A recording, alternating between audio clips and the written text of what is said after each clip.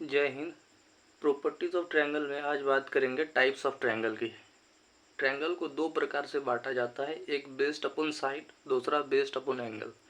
Based upon side से triangle का तीन प्रकार है और बेस्ड अपॉन एंगल के हिसाब से ट्रायंगल का तीन प्रकार है।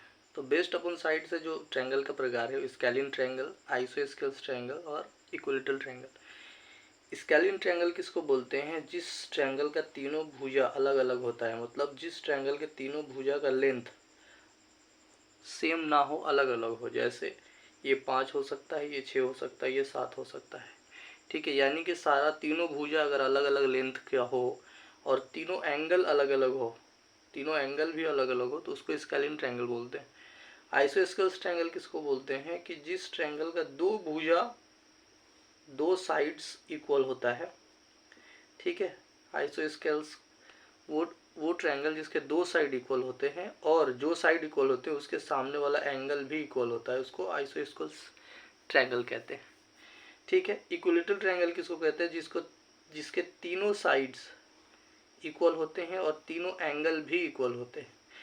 तीनों साइड इक्वल होते हैं और तीनों एंगल इक्वल होते हैं। जब तीनों एंगल इक्वल होंगे यानी कि एंगल 60-60 और 60 हो जाएगा, क्योंकि एक एंगल तीनों एंगल का सम 180 होता है। ठीक है, अब देखते हैं बेस्ड अपॉन एंगल्स के हिसाब से। एंगल्स के हिसाब से ट्रायंगल का तीन प्रकार होता है, इसमें भी पहला right angle triangle. Right angle triangle किसको बोलते हैं? जिसमें एटलीस्ट एक एंगल 90 डिग्री का बनता हो। जैसे ये एक ट्रायंगल है ABC, यहाँ पे ये एंगल 90 डिग्री है। ठीक है, तो इसको राइट एंगल ट्रायंगल बोलते हैं। अक्यूट एंगल ट्रायंगल किसको बोलते हैं?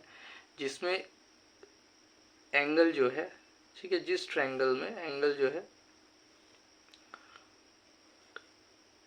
ये जो एंगल होता है वो एंगल 0 से बड़ा होता है लेकिन 90 डिग्री से छोटा होता है। ठीक है, तो ये तीनों एंगल जो भी होगा वो 90 से छोटा होगा। हो सकता है ये 60 हो, 60-60 हो, जैसे इस ट्रायंगल में होता है। तो ये भी एक अक्यूट एंगल ट्रायंगल है, बस 90 से छोटा होता है और 0 से बड़ा होता है। ठीक है, ऑब्ट्यूज एंगल ट्रायंगल किसको बोलते हैं? जिसमें कोई भी एक एंगल 90 से बड़ा हो। ठीक है, जैसे 120 हो सकता है, कोई भी एक एंगल 90 से बड़ा होगा, मीन्स थीटा का जो वैल्यू है वो 90 से बड़ा होगा और 180 से छोटा होगा। ठीक है, और राइट एंगल में कोई भी एक एंगल 90 डिग्री होगा। तो ये जो प्रॉपर्टी है वो याद रखना बहुत ज़रूरी है, क्योंकि इसी के ऊपर SSC में बहुत क्वेश्चन पूछा जाता है। ठीक है, तो अब हम लोग स्टार्ट करेंगे पहला राइट एंगल ट्रायंगल से। ओके, अक्यूट एंगल ट्रायंगल और ऑब्ट्यूज एंगल ट्रायंगल में बहुत कन्फ्यूज़न होता है, लोग भूल जाते हैं। तो अक्यूट एंगल ट्रायंगल, थीटा का वैल्यू जो है 90 से छोटा होता है।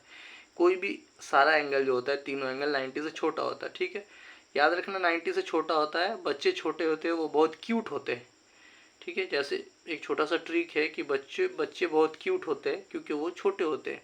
तो जो एंगल 90 से छोटा होता है उसको अक्यूट एंगल कहते हैं। तो अब देखते हैं राइट एंगल ट्रायंगल को। तो राइट एंगल ट्रायंगल जो हम लोग देखा, क्या देखा कि राइट एंगल ट्रायंगल की पहली प्रॉपर्टी हम लोग पढ़ेंगे। ठीक है, ये राइट एंगल ट्रायंगल है। राइट एंगल ट्रायंगल में कोई भी एक एंगल 90 डिग्री होता है। ठीक है, one of the angle of right angle triangle is 90 degree और अदर टू एंगल का सम 90 डिग्री होता है। ठीक है, क्यों? क्योंकि ये 90 है तो बाकी दोनों का सम 90 होगा, तभी तो एक ट्रायंगल का एंगल 180 होगा।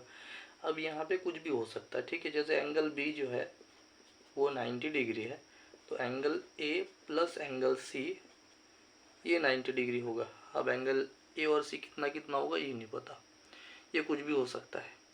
ठीक है, तो ये राइट एंगल ट्रायंगल को हम लोगों ने पहचाना कि इसको पहचानते कैसे? कोई भी एक एंगल 90 डिग्री का होगा। ठीक है, इसका एरिया कैसे निकलता है?